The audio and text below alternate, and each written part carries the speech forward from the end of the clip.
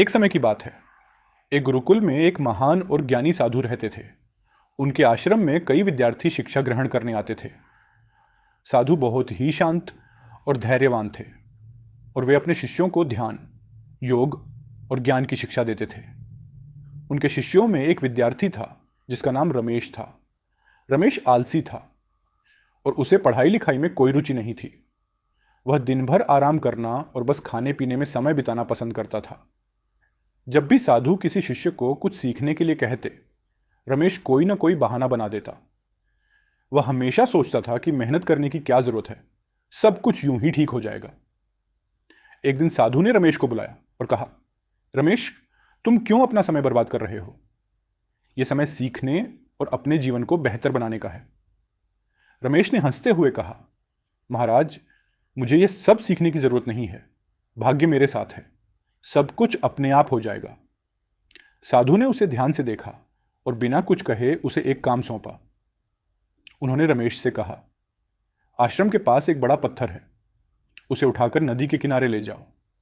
रमेश ने सोचा कि साधु ने बहुत छोटा और आसान काम दिया है। वह आलस से पत्थर उठाने गया, लेकिन पत्थर बहुत भारी था। वह पत्थर को उठाने की कई कोशिशें करता रहा, लेकिन हर बार असफल हो गया।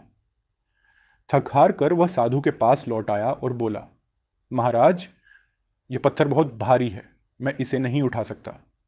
साधु ने मुस्कुराते हुए कहा, रमेश, जैसे यह पत्थर भारी है और उसे उठाना तुम्हारे लिए असंभव है, वैसे ही जीवन में अगर तुम मेहनत नहीं करोगे तो बड़ी जिम्मेदारियों को उठाना तुम्हारे लिए असंभव हो जाएगा।